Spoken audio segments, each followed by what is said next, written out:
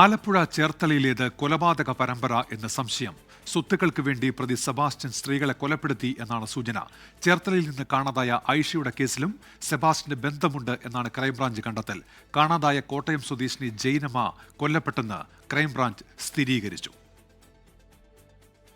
2002 കാണാതായ ചേർത്തല സ്വദേശിനി ബിന്ദു പത്മനാഭൻ, 2024 കാണാതായ കോട്ടയം സ്വദേശിനി ജൈനമ്മ, പട്ടികയിലേക്ക് ഒടുവിലെത്തിയത് 2012 കാണാതായ ചേർത്തല സ്വദേശിനി ഐഷ.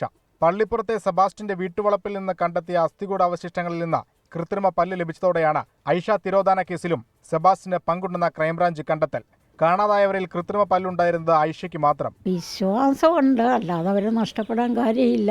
അതന്നെയല്ല, ഇത്രയും സൗഹൃദത്തിൽ അവരിവിടെ വന്ന് JCB വിളിച്ച് തെളിക്കുക, അടുത്ത ആളിൻ്റെ പറമ്പ് തെളിക്കണമെങ്കിൽ അവർ തങ്ങളിൽ ബന്ധം ഉണ്ടായിട്ടില്ല ചെയ്യുന്നത്. കോട്ടയത്ത് നിന്ന് കാണാതായ ജൈനമ്മ കൊല്ലപ്പെട്ടതായി ക്രൈംബ്രാഞ്ച് സംഘം സ്ഥിരീകരിച്ചു.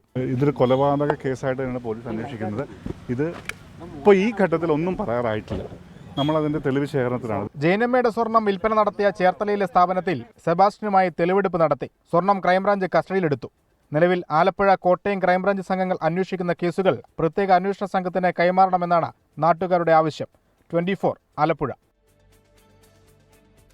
ലോകത്തെവിടെയായാലും ഏത് സമയത്തും 24 വാർത്തകളും ഓഗ്മെന്റഡ് റിയാലിറ്റി പാക്കേജുകളും എക്സ്പ്ലെയിനറുകളും വിശദമായി കാണാൻ ഞങ്ങളുടെ യൂട്യൂബ് ചാനൽ നിങ്ങൾക്ക് സബ്സ്ക്രൈബ് ചെയ്യാം.